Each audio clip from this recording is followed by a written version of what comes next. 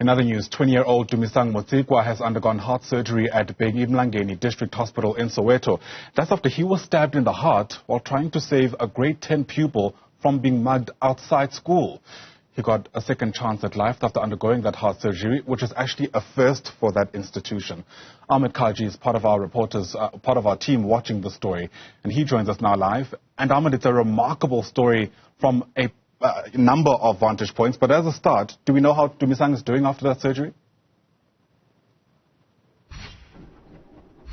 Thank you very much, Ayanda. Indeed, it is a message of hope, an incident of hope, rather, for the family of Tumisang Motsikwa over here in Soweto, but also a message of hope for the community here in Soweto, knowing that they now have a facility where they can get that life-saving surgeries to people who do need it as well.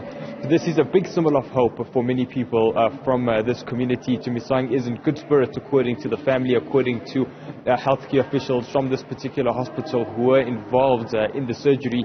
It must have been a tormenting time for the family, seeing as though their son had unfortunately been in that stabbing incident. Getting a stab wound to the chest can be detrimental to anyone. So for the healthcare workers over here to have pulled him through that really difficult time, to at least keep him alive in those first few hours after the stabbing into his chest, that speaks into the confidence and the abilities of what we are seeing from the healthcare officials. And then obviously the post-injury recovery process, then when that heart transplant had taken place, very complicated surgery, the first one we had seen in the world, took place in South Africa at Johannesburg Hospital as well, and that's exactly what we have seen over the last 50 to 60 years or so. But moving to areas such as this one in Soweto, where that medical healthcare and that access to quality healthcare isn't as high compared to other parts of the country, that just goes to speak volumes of what we are seeing as well. But from the family side, we will be speaking to them well within the next hour to find out how they are doing. But the initial reports of what we have been hearing is that they are in very high spirits, very excited at the fact that Tumisang is well on his way to recovery. I'm sure that this process will be well ongoing. There will be continuous medical checkups over the next few years to ensure that his new heart will be functioning at 100%. In a situation such as this one, there will be certain parts of his life which will be severely impacted in terms of the things that he can do or that he can't do, typical surgeries that he would be able to go into, just other recreational activities which he may not be able to do, unfortunately. But for the family, just having Tumisang being alive, he has his entire life ahead of him.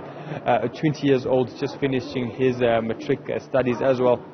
So there's that degree which is still to come, one would hope as well, and perhaps starting off his life as well, continuing in his life. So just speaking to the life that he has ahead, a 20-year-old getting a second chance at life is a massive symbol of hope, and not just for him, not just for his family, but for the entire community of Soweto, the entire city and the residents of Johannesburg. And this would also instill confidence into the medical system for many people in this community. This hospital particularly, unfortunately, has a bit of a bad reputation when it comes through to healthcare. Many people actually in this community speak about the fact that once you enter this particular hospital, you may not necessarily make it out.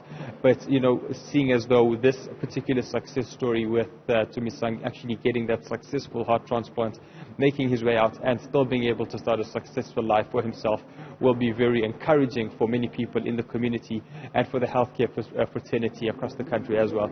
And I'm sure that the department will be hoping to not just roll out programs like this at this particular hospital, but other rural hospitals around the country as well. Ayanda. Yeah, absolutely. We've come a long way since that very first heart plant that was ever undergone. It was at Grootesia back in 1967 with Professor Christian Barnard. And of course, there's going to be all kinds of hope and anticipation that that legacy will be able to continue at institutions like Bheki Mlangeni in Soweto. For now, Ahmed Kajee for that story. Thanks very much indeed.